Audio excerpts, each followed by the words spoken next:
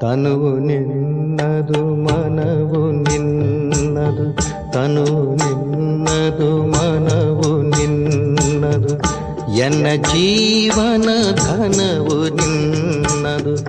ನಾನು ನಿನ್ನವನೆಂಬ ಹೆಮ್ಮೆಯ ಋಣವು ಮಾತ್ರವೇ ನನ್ನದು. ತನು ನಿನ್ನದು ಮನವು ನಿನ್ನದು.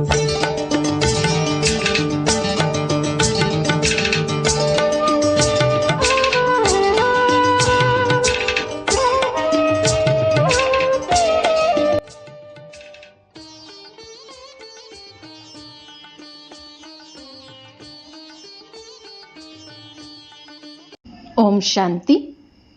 ದಿನಾಂಕ 23/6/2026 ಪ್ರಾತಃ ಮುರಳಿ ಬಾಪ್ದಾದ ಮಧುಬನ. ಮಧುರ ಮಕ್ಕಳೇ, ನೀವು ಮಹಾನ್ ಸೌಭಾಗ್ಯಶಾಲಿಗಳಾಗಿದ್ದೀರಿ. ಏಕೆಂದರೆ ಭಗವಂತ ನಿಮಗೆ ಇಂತಹ ವಿದ್ಯೆಯನ್ನು ಓದಿಸ್ತಾರೆ, ಯಾವುದನ್ನು ಇಲ್ಲಿಯವರೆಗೂ ಯಾವುದೇ ಋಷಿಮುನಿಗಳು ಓದಲಿಲ್ಲ.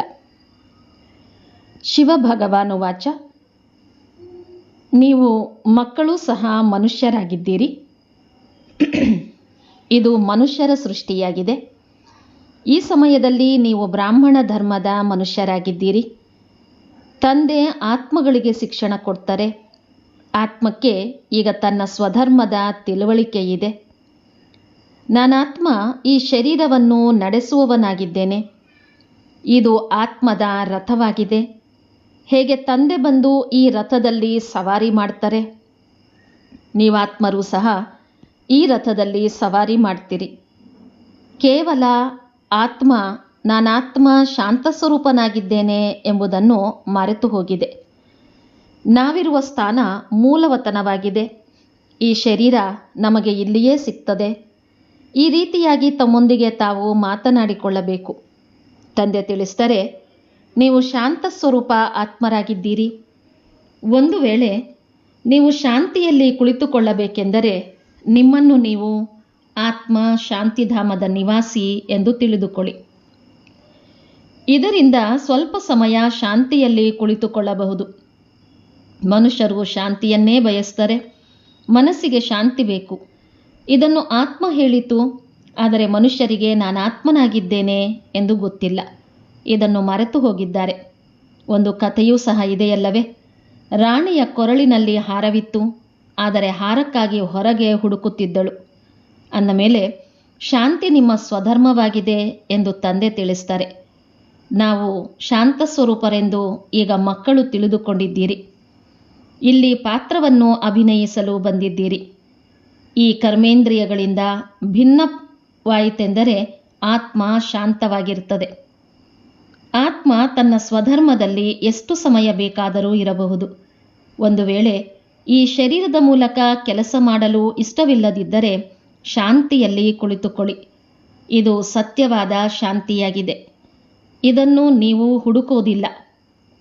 ನಿಮ್ಮ ಸ್ವಧರ್ಮವೇ ಶಾಂತಿಯಾಗಿದೆ. ಈಗ ನೀವು ಪಾತ್ರವನ್ನು ಅಭಿನಯಿಸುತ್ತಿದ್ದೀರಿ. ತಂದೆಯ ಮೂಲಕ 84 ಜನ್ಮಗಳ ಪಾತ್ರವನ್ನು ಅಭಿನಯಿಸಿದೆವು ಎಂಬುದು ತಿಳಿಯಿತು. ಈ 84 ಜನ್ಮಗಳ ಚಕ್ರದ ಬಗ್ಗೆ ಯಾರಿಗೂ ಗೊತ್ತಿಲ್ಲ. ನೀವು ಮಕ್ಕಳು ಮಾತ್ರವೇ ತಿಳಿದಿದ್ದೀರಿ. ಮೊದಲು ಸೂರ್ಯವಂಶಿ ರಾಜ ಅಥವಾ ಪ್ರಜೆಗಳಾಗಿದ್ದೆವು. ನಂತರ ಚಂದ್ರವಂಶಿ, ವೈಶ್ಯವಂಶಿಗಳಿಂದ ಶೂದ್ರವಂಶಿಗಳಾಗಿದ್ದೆವು. ಈಗ ಸೂರ್ಯವಂಶಿಗಳಾಗಬೇಕಾಗಿದೆ. ನೀವು ಸೃಷ್ಟಿಯ ಆದಿ ಮಧ್ಯಾಂತ್ಯವನ್ನು ತಿಳಿದುಕೊಂಡಿದ್ದೀರಿ. ನೀವು ಎಷ್ಟೊಂದು ಭಾಗ್ಯಶಾಲಿಗಳಾಗಿದ್ದೀರಿ. ತಂದೆಯಂತೂ ಯಥಾರ್ಥವಾಗಿರುವ ಮಾತನ್ನು ತಿಳಿಸ್ತಾರೆ. ಇದು ಸದ್ಗತಿಯ ಮಾರ್ಗವಾಗಿದೆ. ಸರ್ವರ ಸದ್ಗತಿದಾತ ಒಬ್ಬರೇ ಆಗಿದ್ದಾರೆ ಎಂದು ತಿಳಿಸಬೇಕು. ಈಗ ತಿಳಿದಿದ್ದೇವೆ. ತಂದೆ ಬಂದು ನಮಗೆ 21 ಜನ್ಮಗಳ ಸದ್ಗತಿ ಪ್ರಾಪ್ತಿ ಮಾಡಿಸ್ತಾರೆ. ಹೊರಗಿನ ಮನುಷ್ಯರಿಗೆ ಈ ಮಾತುಗಳು ತಿಳಿದಿಲ್ಲ. ನೀವು ಬ್ರಹ್ಮಕುಮಾರ ಕುಮಾರಿಯರೇ ತಿಳಿದಿದ್ದೀರಿ. ನೀವು ಬಿಕೆಗಳು ಏನು ತಿಳಿದಿದ್ದೀರಿ ಎಂದು ಕೆಲವರು ಕೇಳ್ತಾರೆ. ಇವರು ಬ್ರಾಹ್ಮಣಿಯರೋ ಅಥವಾ ಅಲ್ಲವೋ ಎಂದು ಪರೀಕ್ಷೆಯಂತೂ ಆಗಬೇಕಲ್ಲವೇ? ಒಂದು ವೇಳೆ ಬ್ರಹ್ಮನ ಮಕ್ಕಳಾಗಿದ್ದೀರಿ ಎಂದ ಮೇಲೆ ಸೃಷ್ಟಿಚಕ್ರವನ್ನು ಅವಶ್ಯವಾಗಿ ತಿಳಿದುಕೊಂಡಿರುತ್ತೀರಿ. ತಂದೆ ರಚಯಿತನನ್ನು ತಿಳಿದುಕೊಂಡಿದ್ದೀರಾ? ಋಷಿಮುನಿಗಳು ಮುಂತಾದವರು ರಚನೆ ಮತ್ತು ರಚಯಿತನನ್ನು ತಿಳಿದುಕೊಂಡಿರಲಿಲ್ಲ. ಅಂದ ಮೇಲೆ ನಾಸ್ತಿಕರು. ನೀವು ನಾಸ್ತಿಕರಾಗಿದ್ದೀರಿ. ರಚಯಿತ ತಂದೆ ಮತ್ತು ರಚನೆಯ ಆದಿಮಧ್ಯಾಂತ್ಯವನ್ನು ತಿಳಿದಿರಲಿಲ್ಲ. ಶಾಲೆಯಲ್ಲಿ ಮೊದಲು ಏನೂ ತಿಳಿದಿಲ್ಲದವರೇ ಬರ್ತಾರೆ. ನಂತರ ಶಾಲೆಯಲ್ಲಿ ಇದೆಲ್ಲವನ್ನು ಓದಿದೆವು ಎಂದು ಹೇಳ್ತಾರೆ. ಈಗ ನೀವು ಈಶ್ವರೀಯ ವಿದ್ಯೆಯನ್ನು ಓದುತ್ತಿದ್ದೀರಿ. ಪರಮಪಿತ ಪರಮಾತ್ಮ ನಿಮಗೆ ಓದಿಸುತ್ತಿದ್ದಾರೆ. ಇದು ಸದಾ ಬುದ್ಧಿಯಲ್ಲಿರಬೇಕು. ರಚಯಿತನಂತೂ ಒಬ್ಬ ಶಿವತಂದೆಯಾಗಿದ್ದಾರೆ. ರುದ್ರನೇ ಜ್ಞಾನಯಜ್ಞವನ್ನು ರಚಿಸಿದನೆಂದು ಶಾಸ್ತ್ರಗಳಲ್ಲಿದೆ. ಈಗ ರುದ್ರ ಮತ್ತು ಶಿವ ಪರಮಾತ್ಮನಲ್ಲಿ ಯಾವ ಅಂತರವೂ ಇಲ್ಲ. ರುದ್ರ ಜ್ಞಾನಯಜ್ಞದಿಂದ ವಿನಾಶದ ಜ್ವಾಲೆ ಪ್ರಕಟವಾಯಿತು ಎಂದೂ ಸಹ ಇದೆ. ಕೇವಲ ರುದ್ರ ಶಿವನ ಸ್ಥಾನದಲ್ಲಿ ಕೃಷ್ಣನ ಹೆಸರನ್ನು ಹಾಕಿದ್ದಾರೆ. ಇರುವುದು ಅದೇ ಗೀತೆಯೇ. ಈ ಜ್ಞಾನಯಜ್ಞದಿಂದ ವಿನಾಶದ ಜ್ವಾಲೆ ಪ್ರಜ್ವಲಿತವಾಯಿತು ಎಂದು ಹೇಳ್ತಾರೆ. ಅಂದ ಮೇಲೆ ಸ್ವರಾಜ್ಯಕ್ಕಾಗಿ ಈ ಜ್ಞಾನಯಜ್ಞವಾಗಿದೆ. ಇದರಲ್ಲಿ ಹಳೆಯ ಪ್ರಪಂಚ ಸ್ವಾಹ ಆಗಲಿದೆ. ಯಜ್ಞದಲ್ಲಿ ಎಲ್ಲವನ್ನೂ ಆಹುತಿ ಮಾಡ್ತಾರೆ, ಅರ್ಥಾತ್ ಸ್ವಾಹ ಆಗ್ತದೆ.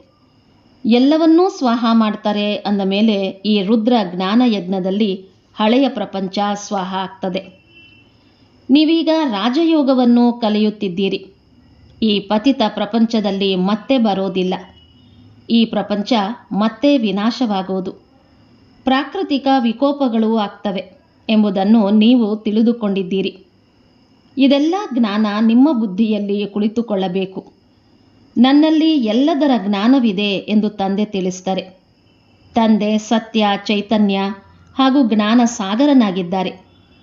ಸೃಷ್ಟಿಯ ಆದಿ, ಮಧ್ಯ, ಅಂತ್ಯವನ್ನು ತಿಳಿದಿದ್ದಾರೆ. ನಾವು ರಚಯಿತ ಮತ್ತು ರಚನೆಯನ್ನು ತಿಳಿದುಕೊಂಡಿಲ್ಲ ಎಂದು ಋಷಿಮುನಿಗಳೂ ಹೇಳ್ತಾರೆ. ನಿಮಗೆ ಏನು ಸಿಕ್ಕಿದೆ ಎಂದು ಯಾರಾದರೂ ನಿಮ್ಮನ್ನು ಕೇಳಿದರೆ, ಯಾವ ದೊಡ್ಡ ದೊಡ್ಡ ಋಷಿಮುನಿಗಳು ರಚನೆಯ ಆದಿ, ಮಧ್ಯ, ಅಂತ್ಯವನ್ನು ತಿಳಿದಿಲ್ಲವೋ ಅದನ್ನು ನಾವು ತಿಳಿದಿದ್ದೇವೆ ಎಂದು ಹೇಳಿರಿ. ರಚಯಿತ ತಂದೆಯ ಹೊರತು ರಚನೆಯ ಆದಿ, ಮಧ್ಯ, ಅಂತ್ಯದ ರಹಸ್ಯವನ್ನು ತಿಳಿಸಲು ಸಾಧ್ಯವಿಲ್ಲ. ರಚಯಿತನೇ ತಿಳಿಸಬೇಕು. ಜೇನು ನೊಣಗಳಲ್ಲಿ ಒಂದು ರಾಣಿ ನೊಣ ಇರ್ತದೆ. ರಾಣಿ ನೊಣದ ಜೊತೆ ಎಲ್ಲ ಜೇನು ನೊಣಗಳು ಹಿಂದೆ ಹೋಗ್ತವೆ. ರಾಣಿ ಅರ್ಥಾತ್ ತಾಯಿಯ ಜೊತೆ ಅವಕ್ಕೆ ಎಷ್ಟೊಂದು ಸಂಬಂಧವಿರ್ತದೆ. ಬೇಹದ್ದಿನ ತಂದೆಯೂ ಬರ್ತಾರೆ. ಅಂದ ಮೇಲೆ ಮಕ್ಕಳನ್ನು ಜೊತೆಯಲ್ಲಿಯೇ ಕರೆದುಕೊಂಡು ಹೋಗ್ತಾರೆ.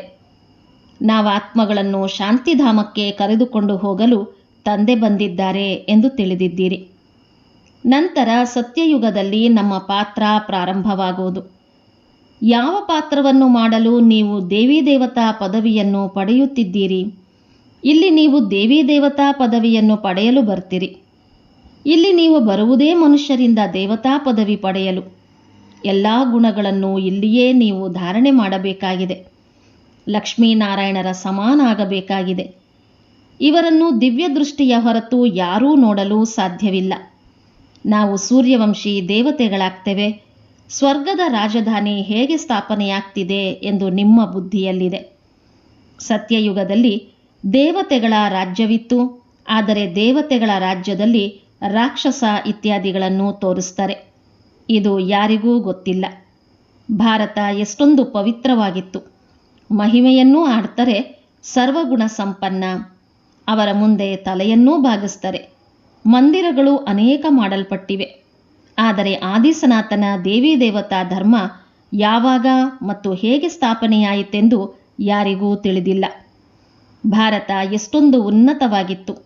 ಹೇಗೆ ಕನಿಷ್ಠ ಮಟ್ಟಕ್ಕೆ ಬಂದಿತು ಎಂಬುದೂ ಸಹ ಯಾರಿಗೂ ತಿಳಿದಿಲ್ಲ. ಇದು ಪೂರ್ವನಿಶ್ಚಿತವಾಗಿ ಮಾಡಲ್ಪಟ್ಟಿದೆ ಎಂದು ಹೇಳ್ತಾರೆ. ಯಾರ ಲೀಲೆಯಾಗಿದೆ ಎಂಬುದೂ ಸಹ ತಿಳಿದಿಲ್ಲ.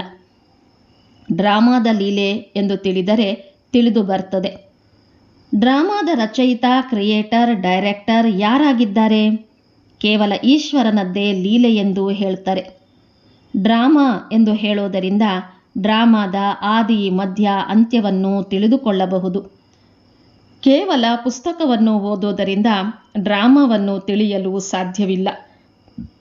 ಎಲ್ಲಿಯವರೆಗೂ ಡ್ರಾಮಾವನ್ನು ನೋಡುವುದಿಲ್ಲವೋ ಅಲ್ಲಿಯವರೆಗೆ ಅರ್ಥವಾಗುವುದಿಲ್ಲ. ಪತ್ರಿಕೆಗಳಲ್ಲಿ ಕೃಷ್ಣನ ಚರಿತ್ರೆಯ ಬಗ್ಗೆ ಒಂದು ಡ್ರಾಮಾ ಮಾಡಲ್ಪಟ್ಟಿತ್ತು. ಅದನ್ನು ಓದಿದ್ದೆನು, ಆದರೆ ನೋಡದೇ ಇದ್ದರೆ ಅರ್ಥವಾಗಲು ಸಾಧ್ಯವೇ? ನೋಡಿದಾಗಲೇ ಡ್ರಾಮಾ ಎಲ್ಲವೂ ಅರ್ಥವಾಗ್ತದೆ. ನೀವು ಮಕ್ಕಳು ಸಹ ಡ್ರಾಮಾವನ್ನು ಈಗ ತಿಳಿದುಕೊಂಡಿದ್ದೀರಿ. ಮನುಷ್ಯರು ಪ್ರಪಂಚದ ಇತಿಹಾಸ ಭೂಗೋಳ ಪುನರಾವರ್ತನೆಯಾಗುವುದು ಎಂದು ಹೇಳ್ತಾರೆ. ಆದರೆ ಹೇಗೆ ಸುತ್ತುತ್ತದೆ ಎಂಬುದು ಯಾರಿಗೂ ಗೊತ್ತಿಲ್ಲ. ಹೆಸರನ್ನೂ ಸಹ ಸತ್ಯಯುಗ, ತ್ರೇತ, ದ್ವಾಪರ, ಕಲಿಯುಗ, ನಂತರ ಸಂಗಮಯುಗ ಎಂದು ಬರೀತಾರೆ. ಆದರೆ ಭಗವಂತ ಯುಗಯುಗದಲ್ಲಿ ಬರುತ್ತಾರೆಂದು ಮನುಷ್ಯರು ತಿಳಿದಿದ್ದಾರೆ. ಸತ್ಯಯುಗ ತ್ರೇತಾದಲ್ಲಿಯೂ ಸಹ ಸಂಗಮ ಇರ್ತದೆ. ಆದರೆ ಆ ಸಂಗಮದ ಮಹತ್ವವೇನೂ ಇಲ್ಲ. ಅಲ್ಲಿ ಏನೂ ಆಗುವುದೂ ಇಲ್ಲ. ಈ ಮಾತುಗಳನ್ನು ನೀವು ತಿಳಿದುಕೊಂಡಿದ್ದೀರಿ. ಸತ್ಯಯುಗಿ ಸೂರ್ಯವಂಶಿಗಳು ನಂತರ ಚಂದ್ರವಂಶೀಯರಿಗೆ ರಾಜ್ಯವನ್ನು ಹೇಗೆ ಕೊಟ್ಟರು? ಚಂದ್ರವಂಶಿಗಳು ಸೂರ್ಯವಂಶಿಗಳ ಮೇಲೆ ಗೆದ್ದರು ಎಂದಲ್ಲ. ಇಲ್ಲಿ ಸೂರ್ಯವಂಶಿ ರಾಜ ರಾಣಿಯರು ಚಂದ್ರವಂಶಿ ರಾಜನಿಗೆ ತಿಲಕವನ್ನಿಟ್ಟು ಸಿಂಹಾಸನದ ಮೇಲೆ ಕೂರಿಸ್ತಾರೆ. ರಾಜ ರಾಮ, ರಾಣಿ ಸೀತೆ ಎಂಬ ಬಿರುದು ಸಿಗ್ತದೆ. ಇದನ್ನು ಯಾರು ಕೊಟ್ಟರು? ಸೂರ್ಯವಂಶಿಗಳು ನೀವು ರಾಜ್ಯಭಾರ ಮಾಡಿ ಎಂದು ವರ್ಗಾವಣೆ ಮಾಡಿದರು ಎಂದು ಹೇಳ್ತಾರೆ. ಈ ದೃಶ್ಯವನ್ನು ನೀವು ಸಾಕ್ಷಾತ್ಕಾರದಲ್ಲಿ ನೋಡಿದ್ದೀರಿ. ಉಳಿದಂತೆ ಯಾವುದೇ ಯುದ್ಧ ಇತ್ಯಾದಿಗಳು ಆಗೋದಿಲ್ಲ. ಹೇಗೆ ಯಾರಿಗೆ ರಾಜ್ಯಭಾಗ್ಯವನ್ನು ಕೊಡುತ್ತಾರೆಯೋ ಹಾಗೆಯೇ ಕೊಡ್ತಾರೆ. ಅವರ ಕಾಲುಗಳನ್ನು ತೊಳೆದು ಅವರಿಗೆ ರಾಜ್ಯ ತಿಲಕವನ್ನು ಕೊಡ್ತಾರೆ. ಅಲ್ಲಿ ಯಾವುದೇ ಗುರು ಗೋಸಾಯಿಗಳಿರೋದಿಲ್ಲ. ಈಗ ನಾವು ದೈವಿ ಸ್ವಭಾವದವರಾಗುತ್ತಿದ್ದೇವೆಂದು ನೀವು ಮಕ್ಕಳ ಬುದ್ಧಿಯಲ್ಲಿದೆ. ಸೂರ್ಯವಂಶಿ ಚಂದ್ರವಂಶಿ ರಾಜಧಾನಿಯಲ್ಲಿ ಎಷ್ಟು ಸುಖಿಗಳಾಗಿರ್ತೇವೆ. ಬಾಬಾ ನಮ್ಮನ್ನು ದುಃಖದಿಂದ ಹೊರತೆಗೆದು ಸುಖದಲ್ಲಿ ಕರೆದುಕೊಂಡು ಹೋಗ್ತಾರೆ. ಬೇರೆ ಯಾರೂ ಸುಖಿಗಳನ್ನಾಗಿ ಮಾಡಲು ಸಾಧ್ಯವಿಲ್ಲ. ಸಾಧುಗಳು ಸಹ ಶಾಂತಿಧಾಮಕ್ಕೆ ಹೋಗಲು ಇಚ್ಛಿಸುತ್ತಾರೆ. ನಾನು ಈ ಸಾಧುಗಳನ್ನೂ ಸಹ ಉದ್ಧಾರ ಮಾಡಿ ಶಾಂತಿಧಾಮಕ್ಕೆ ಕರೆದುಕೊಂಡು ಹೋಗ್ತೇನೆ ಎಂದು ತಂದೆ ತಿಳಿಸ್ತಾರೆ. ಸನ್ಯಾಸಿಗಳು ದ್ವಾಪರ ಯುಗದಲ್ಲಿಯೇ ಬರ್ತಾರೆ. ಸ್ವರ್ಗದಲ್ಲಿ ದೇವತೆಗಳೇ ಇರ್ತಾರೆ. ನಿರಾಕಾರ ಪ್ರಪಂಚದಲ್ಲಿ ಭಿನ್ನ ಭಿನ್ನ ವಿಭಾಗಗಳಿರ್ತವೆ. ಸೂರ್ಯವಂಶೀಯರದ್ದೇ ಬೇರೆ, ಚಂದ್ರವಂಶೀಯರದ್ದೇ ಬೇರೆ. ನಂತರ ಇಸ್ಲಾಮಿ, ಬೌದ್ಧಿ, ಸನ್ಯಾಸಿ ಇತ್ಯಾದಿ ಯಾರೆಲ್ಲರೂ ಬರುತ್ತಾರೆಯೋ ಅವರೆಲ್ಲರ ಭಿನ್ನ ಭಿನ್ನವಾದ ವಿಭಾಗಗಳು ಮಾಡಲ್ಪಟ್ಟಿವೆ. ನಾವು ರಾಜ್ಯ ಮಾಡುತ್ತಿದ್ದಾಗ ಬೇರೆ ಯಾರೂ ಇರಲಿಲ್ಲ. ಮೂಲವತನದಲ್ಲಿ ಈ ರೀತಿ ಮಾಲೆ ನಂಬರ್ವಾರ್ ಮಾಡಲ್ಪಟ್ಟಿದೆ. ಆದಿ ಸನಾತನ ದೇವಿ ದೇವತಾ ಧರ್ಮದವರದ್ದು ಮೊದಲನೇ ವಂಶವಾಗಿದೆ. ನಂತರ ಅನ್ಯ ವಂಶಗಳು ಬರ್ತವೆ. ಇದು ಎಲ್ಲ ವಂಶಗಳಿಗಿಂತ ಅತಿ ದೊಡ್ಡ ವಂಶವಾಗಿದೆ. ಮತ್ತು ಅನ್ಯ ಧರ್ಮದ ಸ್ಥಾಪಕರು ಬರ್ತಾರೆ. ಅವರೆಲ್ಲರೂ ಇದರಿಂದಲೇ ಬರ್ತಾರೆ. ನೀವು ಹೇಳ್ತೀರಿ ಇಸ್ಲಾಮಿಗಳು 2ನೇ ವಂಶ, ನಂತರ 3ನೇಯವರು ಬೌದ್ಧಿಯರ ವಂಶವಾಗಿದೆ. ನಾವು ಮೊದಲಿನವರಾಗಿದ್ದೇವೆ. ಬಾಕಿ ಇನ್ನೆಲ್ಲರೂ ಚಿಕ್ಕ ಚಿಕ್ಕ ವಂಶದವರು ಲಕ್ಷಗಟ್ಟಲೆ ಇರ್ತಾರೆ. ಇಲ್ಲಂತೂ ಮುಖ್ಯವಾಗಿ 4 ವಂಶಗಳಿವೆ. ಮೊಟ್ಟ ಮೊದಲು ನಾವು ಬರ್ತೇವೆ. ನಂತರ ಇಸ್ಲಾಮಿ, ಬೌದ್ಧಿ, ಕ್ರಿಶ್ಚಿಯನ್ನರು ಬರ್ತಾರೆ. ಈಗ ನಾವು ಕೆಳಗೆ ಬಂದಿದ್ದೇವೆ. ನಾವೇ 84 ಜನ್ಮಗಳ ಪಾತ್ರವನ್ನು ಅಭಿನಯಿಸಬೇಕಾಗಿದೆ. ಈಗ ಯಾರು ಅಂತ್ಯದಲ್ಲಿದ್ದಾರೆಯೋ ಅವರೇ ಪ್ರಾರಂಭದಲ್ಲಿ ಬರ್ತಾರೆ. ದೇವತೆಗಳು ಪತಿತರಾಗಿರುವ ಕಾರಣ ತಮ್ಮನ್ನು ದೇವಿ ದೇವತೆಗಳೆಂದು ಹೇಳಿಕೊಳ್ಳೋದಿಲ್ಲ. ದೇವತೆಗಳನ್ನು ಪೂಜಿಸ್ತಾರೆ ಎಂದ ಮೇಲೆ ಅವರ ವಂಶದವರೇ ಆಗಿದ್ದಾರೆಂದು ಇದರಿಂದ ಸಿದ್ಧವಾಗ್ತದೆ. ಸಿಖ್ ಧರ್ಮದವರು ಗುರುನಾನಕರನ್ನು ಒಪ್ಪುತ್ತಾರೆ. ಅವರ ವಂಶದವರೇ ಆಗಿದ್ದಾರೆ. ಸತ್ಯಯುಗದಲ್ಲಿ ಮೊದಲನೇ ನಂಬರ್ ನಮ್ಮ ವಂಶವಾಗಿರ್ತದೆ. ಅದಕ್ಕಿಂತಲೂ ಶ್ರೇಷ್ಠವಾದ ವಂಶ ಮತ್ಯಾವುದೂ ಇರೋದಿಲ್ಲ. ನಾವು ಶ್ರೇಷ್ಠಾತಿ ಶ್ರೇಷ್ಠ ವಂಶದವರಾಗಿದ್ದೇವೆ. ನಾವು ಎಲ್ಲರಿಗಿಂತ ಹೆಚ್ಚು ಸುಖವನ್ನು ಭೋಗಿಸ್ತೇವೆ. ನಂತರ ನಾವೇ ಕಂಗಾಲಾಗುತ್ತೇವೆ. ಎಲ್ಲರಿಗಿಂತ ಹೆಚ್ಚು ದುಃಖ ಇಲ್ಲಿಯೇ ಇದೆ. ಸಾಲವನ್ನು ಹೆಚ್ಚು ಇಲ್ಲಿಯೇ ಪಡೀತಾರೆ. ಎಷ್ಟು ಸಾಹುಕಾರರಾಗಿದ್ದೆವು, ಈಗ ಎಷ್ಟೊಂದು ಬಡವರಾಗಿದ್ದೇವೆ.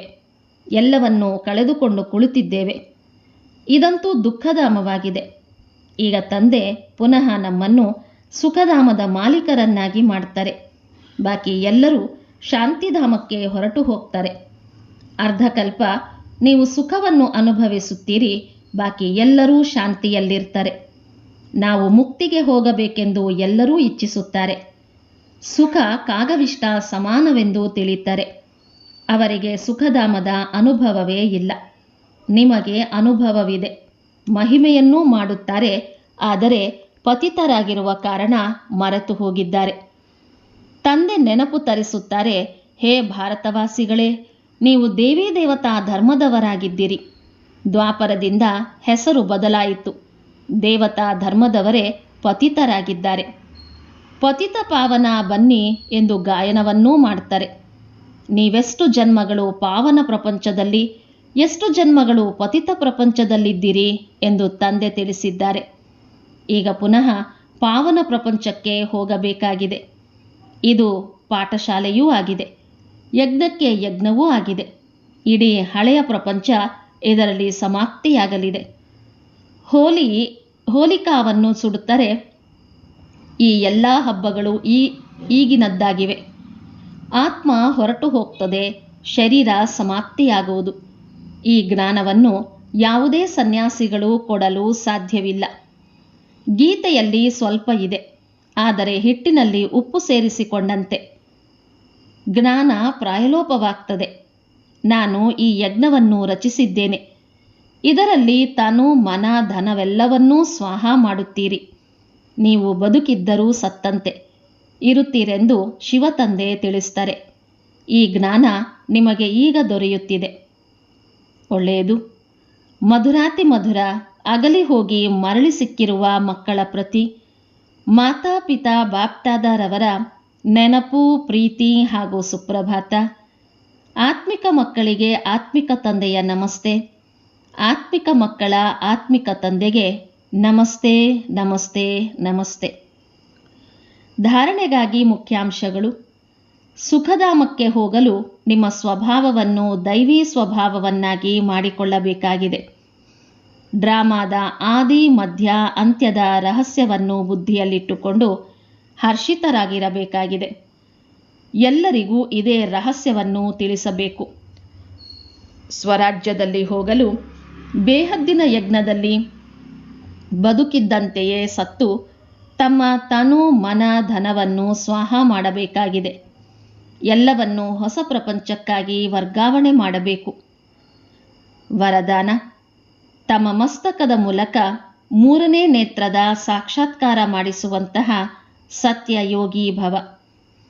ನೆನಪಾರ್ಥದಲ್ಲಿ ಯೋಗಿಯ ಮಸ್ತಕದಲ್ಲಿ ಮೂರನೇ ನೇತ್ರವನ್ನು ತೋರಿಸ್ತಾರೆ. ತಾವು ಸತ್ಯ ಯೋಗಿ ಮಕ್ಕಳು ಸಹ ತಮ್ಮ ಮಸ್ತಕದ ಮೂಲಕ ಮೂರನೇ ನೇತ್ರದ ಸಾಕ್ಷಾತ್ಕಾರ ಮಾಡಿಸೋದಕ್ಕಾಗಿ ಸದಾ ಒಬ್ಬ ತಂದೆಯ ಸಂಘದಲ್ಲಿರಿ. ಒಬ್ಬ ತಂದೆ, ಇನ್ನೊಂದು ನಾನು, ಮೂರನೆಯವರು ಯಾರೂ ಇಲ್ಲ. ಇಂತಹ ಸ್ಥಿತಿ ಯಾವಾಗ ಆಗುತ್ತದೆಯೋ ಆಗ ಮೂರನೇ ನೇತ್ರದ ಸಾಕ್ಷಾತ್ಕಾರವಾಗುವುದು. ಒಂದು ವೇಳೆ ಬುದ್ಧಿಯಲ್ಲಿ ಮೂರನೆಯದ್ದು ಬಂದಿತೆಂದರೆ ಮೂರನೇ ನೇತ್ರ ಬಂದಾಗ್ತದೆ. ಆದ್ದರಿಂದ ಸದಾ ಮೂರನೇ ನೇತ್ರ ತೆರೆದಿರಲಿ. ಇದಕ್ಕಾಗಿ ನೆನಪಿಟ್ಟುಕೊಳ್ಳಿ, ಮೂರನೆಯವರು ಯಾರೂ ಯಾವುದೂ ಇಲ್ಲ. ಸುವಾಕ್ಯ. ಪ್ರಶ್ನಚಿತ್ತರಾಗುವುದು ಅರ್ಥಾತ್ ಬೇಸರವಾಗುವುದು ಮತ್ತು ಬೇಸರಪಡಿಸುವುದು. ಅವ್ಯಕ್ತ ಸೂಚನೆ. ಸದಾ ಹರ್ಷಿತರಾಗಿರಲು ತಮ್ಮ ಸ್ವಭಾವವನ್ನು ಸರಳ ಮಾಡಿಕೊಳ್ಳಿರಿ, ಸಹನಶೀಲರಾಗಿರಿ. ಯಾರು ಎಂತಹ ಕರ್ಮ ಮಾಡ್ತಾರೆ ಹಾಗೆಯೇ ಅವರ ಹೆಸರೂ ಸಹ ಬೀಳ್ತದೆ. ಕರ್ಮ ಒಂದು ವೇಳೆ ಶ್ರೇಷ್ಠವಾಗಿದ್ದರೆ ಶ್ರೇಷ್ಠ ಮಣಿ ಎಂದು ಹೆಸರು ಬೀಳ್ತದೆ. ಶ್ರೇಷ್ಠ ಮಣಿಯಾಗಲು ಮನಸ್ಸು, ವಾಣಿ, ಕರ್ಮದಲ್ಲಿ ಸರಳತೆ ಮತ್ತು ಸಹನಶೀಲತೆ ಈ ಎರಡೂ ಗುಣಗಳು ಅವಶ್ಯಕವಾಗಿವೆ. ಒಂದು ವೇಳೆ ಸರಳತೆ ಇದೆ, ಸಹನಶೀಲತೆ ಇಲ್ಲವೆಂದರೆ ಶ್ರೇಷ್ಠವಲ್ಲ. ಅದಕ್ಕಾಗಿ ಸರಳತೆ ಮತ್ತು ಸಹನಶೀಲತೆ ಎರಡೂ ಜೊತೆ ಜೊತೆ ಬೇಕು.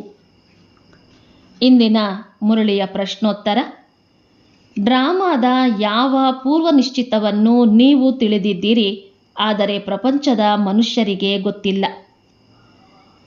ಈ ರುದ್ರಜ್ಞಾನ ಯಜ್ಞದಿಂದ ವಿನಾಶದ ಜ್ವಾಲೆ ಪ್ರಜ್ವಲಿತವಾಯಿತು ಎಂಬುದು ನಿಮಗೆ ತಿಳಿದಿದೆ. ಈಗ ಈ ಇಡೀ ಪ್ರಪಂಚ ಇದರಲ್ಲಿ ಸ್ವಾಹ ಆಗುವುದು. ಈ ಡ್ರಾಮಾದ ಪೂರ್ವನಿಶ್ಚಿತವನ್ನು ಯಾರೂ ತಡೆಯಲು ಸಾಧ್ಯವಿಲ್ಲ. ಇದು ಇಂತಹ ಅಶ್ವಮೇಧ ಅವಿನಾಶಿ ರುದ್ರಯಜ್ಞವಾಗಿದೆ. ಇದರಲ್ಲಿ ಎಲ್ಲ ಸಾಮಗ್ರಿಗಳು ಸ್ವಾಹ ಆಗ್ತವೆ. ಮತ್ತೆ ನಾವು ಈ ಪತಿತ ಪ್ರಪಂಚದಲ್ಲಿ ಬರೋದಿಲ್ಲ. ಇದಕ್ಕೆ ಈಶ್ವರನ ಲೀಲೆ ಎಂದು ಹೇಳೋದಿಲ್ಲ, ಡ್ರಾಮಾದ ಲೀಲೆ ಎಂದು ಹೇಳಲಾಗ್ತದೆ. ಒಳ್ಳೆಯದು. ಓಂ ಶಾಂತಿ.